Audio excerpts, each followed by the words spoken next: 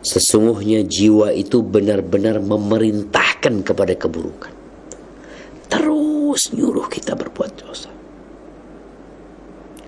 Jiwa menyuruh kita berbuat dosa, setan datang mengatakan, tenang, engkau berbuat dosa, ntar tobat.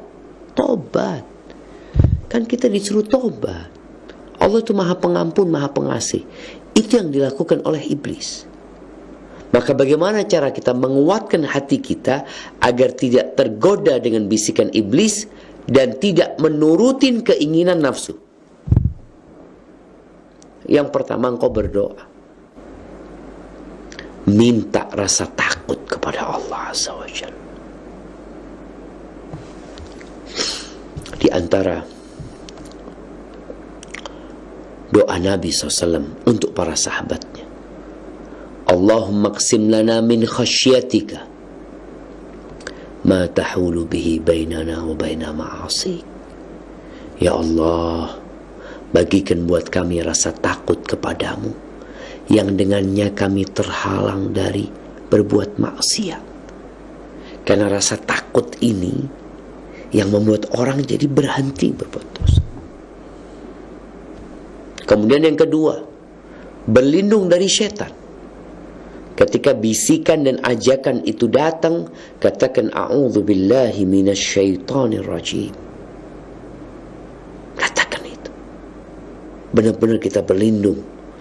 Baca qul a'udzu birabbin nas, malikin nas, ilahin nas, min syarril waswasil khannas, alladzi yuwaswisu fi sudurin nas minal jinnati wan nas.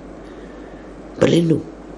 Kemudian yang ketiga, ada doa yang Nabi SAW mengajarkan kepada kita dan beliau membacanya. Allahumma inni a'udzubika min syarri sam'i wa min syarri basari wa min syarri lisani wa min syarri qalbi wa min syarri mani.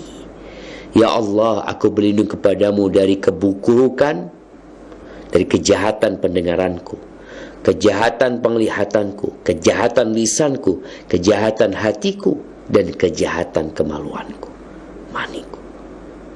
Berlindung kepada Allah Azza wa Jalla. Kemudian kita perlu merenungkan. Kebanyakan orang setelah berbuat dosa, dia menyesal. Kemudian dia tobat. Maka bagaimana sekarang engkau merenungkan penyesalanmu nanti? Dapat apa sih kalau engkau berbuat dosa? Ajakan berbuat kemaksiatan itu, kalau sudah berbuat maksiat, terus apa setelah itu? Yang ada gelisah. Dosa itu membuat kegelisahan. Sehingga orang hendaklah menghadirkan kebesaran Allah, pengawasan Allah dengan baca doa tadi. Dan dia juga perlu merenungkan bahwa dampak dari kemaksiatan yang dilakukan itu hanya keburukan buat dia. Gak dapat apa-apa. Dapat kesenangan yang semu, yang berbalik dengan penyesalan. Dan berkaitan dengan jiwa kita perlu diputus. An-nafsu kat-tifli. Jiwa manusia itu seperti bayi. Intuh milhu. Kalau engkau lengah, bayi ini akan nyusu sampai umur 5 tahun. Dibiarkan nyusu sama ibunya. Oh kesian, udah 2 tahun lengkap masih disusuin, 3 tahun masih disusuin. Seperti itu jiwa manusia, nafsu itu kayak gitu. Wa in taftimhu yanfatim.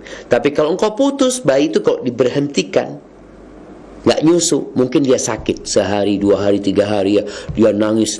Tapi setelah itu dia nggak akan noleh lagi kepada tete ibunya, nggak akan lagi. Dikasih enggak dia mau. Begitu pula jiwa kita. Kita hanya perlu waktu yang tidak lama untuk memutuskan tadi.